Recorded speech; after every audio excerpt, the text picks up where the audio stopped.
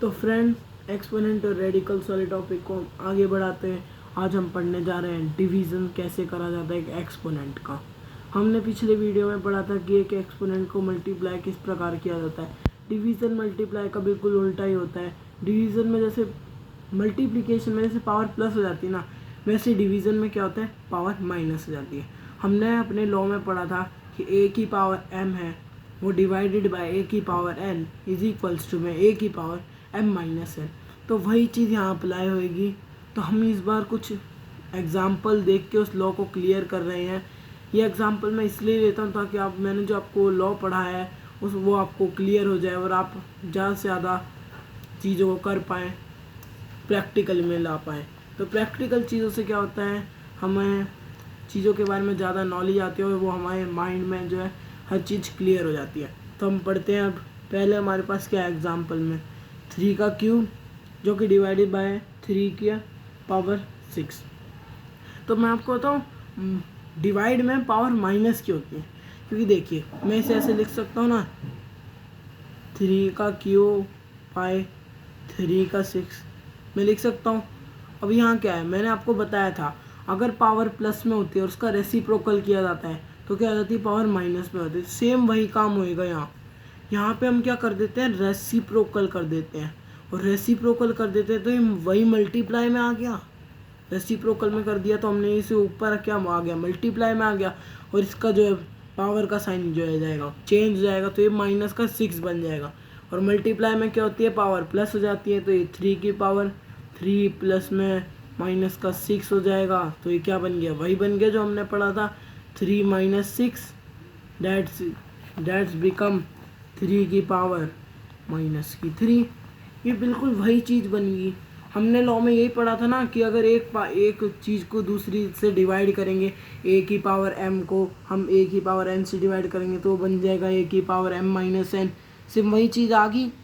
हम ऐसे ही एक तो इसका प्रूफ हो गया एक तरीके से।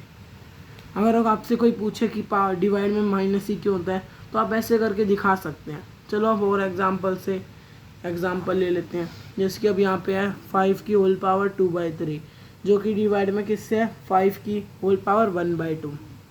तो हम इसे कैसे लिखेंगे, 5 की पावर क्या है 2/3 अपॉन में 5 की पावर 1/2। तो दोस्तों मैंने पहला आपको एग्जाम्पल में आपको ऐसे पूरा क्लियर कर दिया था। तो अब मैं नॉर्मल तरीके से जैसा हमने सीखा, जैसे कि हमने लॉ में पढ़ा है वैसे कर रहा हूँ, ठीक है। 5 की पावर क्या हो जाएगा 2/3, देख रहे हैं ना आप, 5 की पावर क्या होगी 2/3, माइनस में क्या हो गया 1/2। तो फिर ये क्या हो जाएगा, इनका एलसीएम लेंगे। मैंने आपको पिछली वीडियो में एलसीएम लेने का तरीका बताया था, तो वही होएगा। ये बड़ा नंबर क्या है 3, तो 3 का टेबल पढ़ेंगे। 3 के टेबल में सेकंड नंबर पे ही 6 आया था जो कि 3 से भी डिविजिबल और 2 से भी। तो यहाँ क्या आ जाएगा 6 आ गया। तो 6 कब आता है 3 पे, 2 पे आता है, तो 2 2 सा क्या होगा 4। इसमें क्या आता है 3 पे आता है, तो माइनस का 3। तो क्या हो जाएगी हमारी पावर 5 की पावर 1/6 हो जाएगी।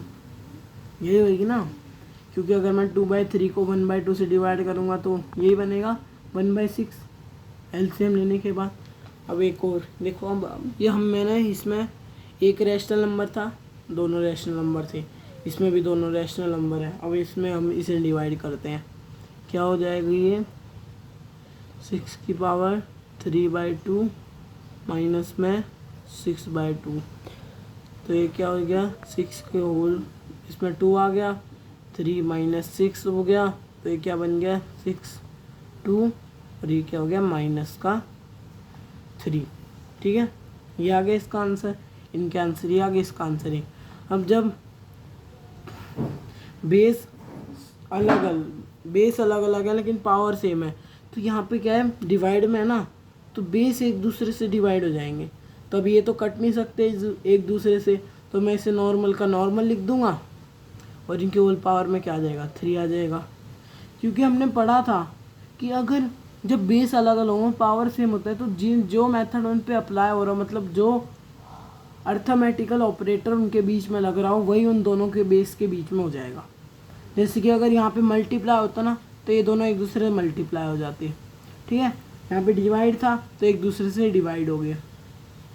अब आपके मन में एक सवाल आएगा, क्या प्लस माइनस में भी अप्लाई होता है? तो हाँ, प्लस माइनस में भी अप्लाई होता है, ठीक है। तो अगर यहाँ पे प्लस होता तो ये दोनों पावर एक दूसरे से प्लस हो जाती, माइनस होता तो ये दोनों पावर एक दूसरे से माइनस हो जाती। अब हम ये देखेंगे, अब ये क्या लिखा है, 8 का स्क्वायर और उसका भी स्क्वायर 2/8। ये वैसे तो मल्टीप्लिकेशन में आएगा क्योंकि हम ये दोनों पावर एक ही पावर m, उसकी भी पावर n है, लेकिन मैंने ये एग्जाम्पल इसमें लिया है क्योंकि इसमें क्या है, पावर 2/8 है। 2/8 क्या, इससे मल्टीप्लाई करेंगे तो कटेगा, इसलिए मैंने आपको ये थोड़ा अलग सा एग्जाम्पल था, इसलिए मैंने आपको ये लेके इसलिए समझाया इससे।